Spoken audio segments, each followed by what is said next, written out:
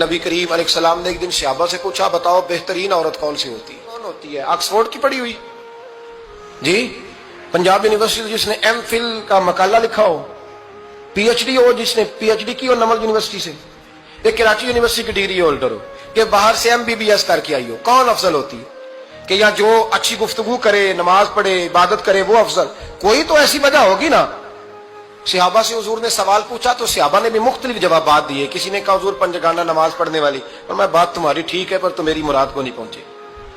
ایک نے کہا یا رسول اللہ صلی اللہ علیہ وسلم پردہ کرنے والی، فرمایا بات تمہاری ٹھیک ہے پر تم میری مراد کو نہیں پہنچے۔ ایک نے کہا حضور با پردہ عورت، فرمایا بات تمہاری ٹھیک ہے پر تم میری مراد کو۔ حضرت علی کہتے ہیں بیٹھا میں بھی تھا بیچ، لیکن میں بھی مراد کو سمجھ نہیں پا رہا تھا، حالانکہ شہر علم کے دروازے کا نام مولا علی ہے۔ فرماتے ہیں اس وقت اللہ کی حکمت تھی کہ جواب کوئی اور دے، تو حضرت علی کہتے ہیں قد بھی میرا چھوٹا تھا، بیٹھا بھی میں پیچھے تھا، تو تھوڑی گردن اور جھکا کے نا تو میں نکل گیا اور فاطمہ کے حجرے میں پہنچ گیا۔ تو میں نے کہا فاطمہ حضور نے ایک سوال پوچھا ہے تو صحابہ جواب دے رہے ہیں پر حضور کہتے ہیں تم میری مراد کو نہیں پہنچے، ذرا جلدی سے جواب نہیں دیتی؟ تو خاتون جنت ہنس پڑی، فرمانے لگی میں جواب دوں؟ آپ کو بھی کہاں دیں جواب کا کیا؟ فرمانے لگے بتاؤ سب سے بہترین عورت دنیا کی کون سی، سب سے بہترین؟ تو جناب فاطمہ کہنے لگی سادہ سا جواب تھا، آپ لوگوں کو آیا کیوں نہیں؟ کہا چلو بتاؤ۔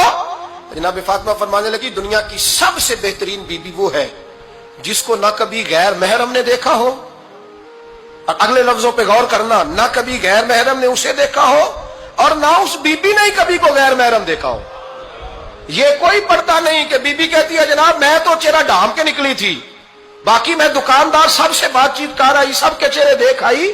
حضرت فاطمہ نے بتایا کہ تیری آنکھوں کا بھی پردہ ہے، اور وہ روایت وہاں الگ موجود ہے کہ حضور نے حضرت عائشہ صدیقہ ام سلمہ سے کہا کہ عبداللہ ابن مکتوم نابینا ہے تو پردہ کرو۔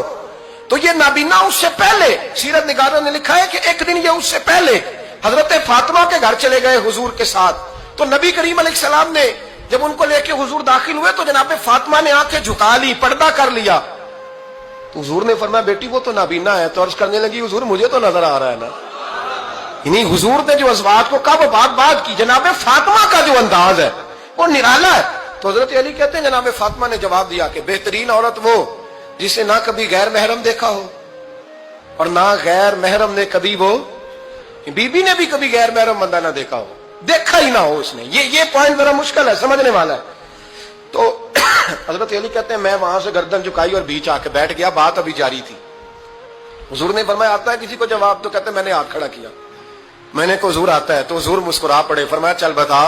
میں نے عرض کی حضور بہترین عورت وہ ہے کہ نہ کبھی اسے غیر محرم نے دیکھا ہو نہ اس نے کبھی غیر محرم دیکھا ہو۔ تو حضرت علی کہتے ہیں شاباش مجھے ملنی چاہیے تھی نا۔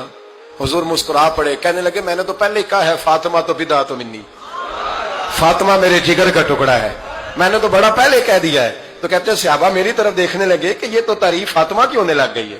تو میں نے کہا کیا کریں؟ اس محبوب کو بتایا ہے جس کے لیے اللہ نے کوئی پردہ رکھا ہی نہیں۔